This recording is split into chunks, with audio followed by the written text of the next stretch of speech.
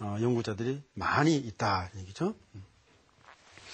그래서 이걸 국가지정연구소재은행이라고 합니다. 국가지정연구소재은행.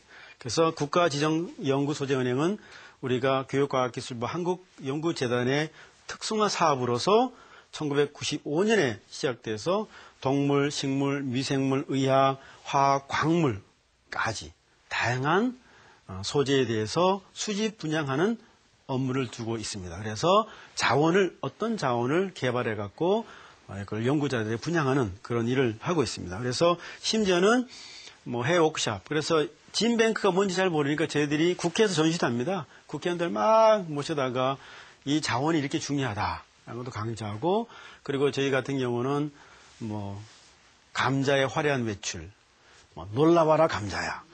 그래서 과학 캠프, 학생들한테 다양한 감자의 자원, 유전 자원의 중요성, 그걸 통해서 우리가 품종 개발돼서 우리가 먹고 있고, 그래서 먹음을 위해서 우리가 행복한 생활을 할 수 있는 그런 연결고리를 만들어주는 행사들도 많이 하고 있다. 왜냐하면 어린애들이 어릴 때부터 종자가 중요하고 자원이 중요하다는 것을 알고 크게 되면은, 여러분 나이쯤 되게 되면은 아마 우리나라가 종자 강국이 돼 있지 않을까 생각을 하고 있습니다.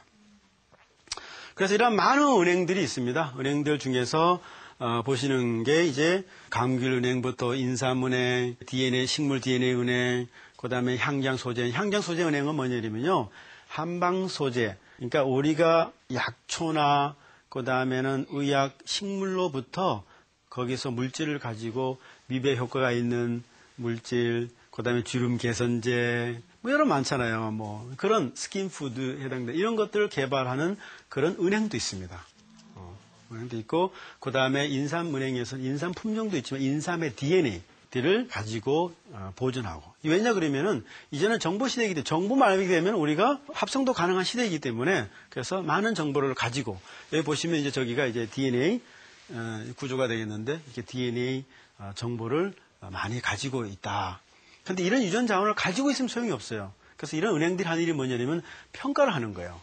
분석 평가해갖고 거기에서 정보를 줘서 많은 사람이 활용할 수 있게끔 하는 것이 이 소재은행의 주 임무다. 그리고 어떤 은행들은 이렇게 소재가 개발된 그걸 가지고 품종화시켰어. 그 품종이 국내뿐만 아니라 세계적으로 나갈 수 있는 그런 품종들도 개발되었다.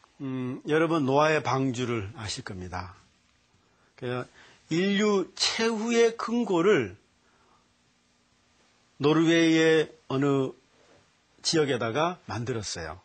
만약에 노아의 방주가 왔을 때 싹 모든 자원이 다 없어지더라도 그 벙커, 진뱅크 벙커 안에는 거기 있는 종자들은 보존이 되고 누가 살아남든 그걸 가지고 종을 유지할 수 있기를 바란다는 의미에서 스발바르 국제 씨앗 저장고가 북극해, 즉 노르웨이형 스발바르 제도에 위치하고 있습니다.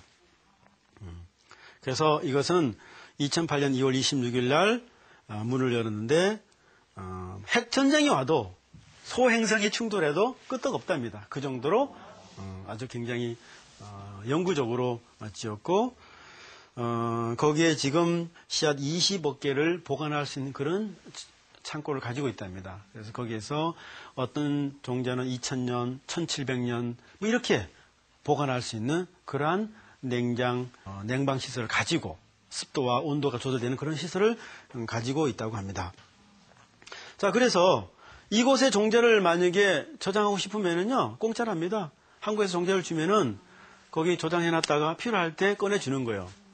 200년 후에 제가 얻고 난 다음에 200년 후에 거기 이막태 교수가 개발한 거기 보라벨리 종자 좀 주세요. 그러면 액체 질소에 있던 거기다가 조그만 그 세포 이렇게 놨던 걸 착 찾아서 세포를 분화시키는 거예요. 그럼 거기서 베이지 안에서 세포가 분화되면서 감자가 나오는, 그러면 그 감자를 분양하게 되는 거죠. 그러면 한 200년 잠자고 있다가 이제 깨어나는 거죠. 그죠? 그런 기술들이 최근에 많이 발달되었다. 그죠? 그럼 한국에는 없느냐? 수원에 가면 있어요. 농업유전자원센터라고 그래갖고 있었는데, 이게 아시아 노아의 방주라고 얘기해요. 그래서 국제 종자 저장고로 지정이 됐어요. 국제적으로. 그러니까 뭐냐면 세계적으로 똑같은 것을 가지고 이렇게 복사를 해놓고 싶어 하잖아요. 만약 이쪽에 문제 생길 경우에 한 카피가 아시아의 저기 대한민국 수원에 있다고 생각하면 위반이 될 거 아니에요. 그죠? 그런 식으로. 그래서 FAO, 세계식량농업기구의 글로벌 크롭 다이버시티라는 세계 작물 다양성 재단, 글로벌 크롭 다이버시티 트러스트라는 재단에서 인정을 한 거예요. 아, 여기 우리나라 농업유전자원센터는 국제안전중복보존소다. 안전하게 중복해서 보존할 수 있는 시설을 가지고 있다 그래서 인정을 했어요.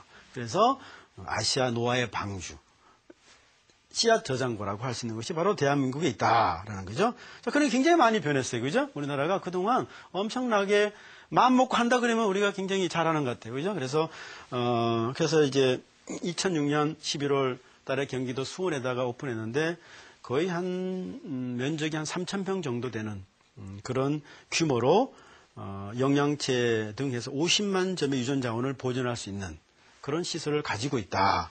심지어는 196도 초저온 저장고, 액체 질소, 저온 저장기에다가 저장했다가 할 수 있는 시설, 그 다음에 DNA 은행도 가지고 있다. 그래서 우리나라도 이제는 상당히 많은 유전자원을 안전하게 보관할 수 있는 그런 시설을 가지고 그 시설 기준이 국제적이다라고 할 수 있다는 거죠. 그래서 아시아 유전자원의 은행의 허브로서 우리나라가 이제 역할을 조금씩 하고 있다는 거죠. 그래서 그 얘기는 뭐냐면은 농업 발전의 근간이 결국은 종자고 우리가 1980년대 IT 강국을 부르짖다가 지금은 우리가 종자 강국, BT 강국으로 가겠다고 지금 많은 사람들이 얘기를 하고 그러기 위해서는 바로 이러한 종자 저온 저장소라든가 이런 유전자원센터가 꼭 필요하다. 그런 의미에서 우리나라가 잘하고 있다는 거죠. 그래서 국립유전자원센터를 들어가 보게 되면 자원이 굉장히 많아요. 예를 들어서 뭐 비타민 A가 많은 약간 노란 황금살, 안토시아닌이 많은 그러한 색깔이 있는 뭐 이런 당근이라든가 그다음에 여러 가지 색깔이 고운 뭐 버섯, 핑크색 버섯 이런 자원들을 가지고 있다. 그 자원을 가지고 우리가 개발해 갖고 여러분이 원하는 상품을 만들어서 이제 보급하게 되는 거죠.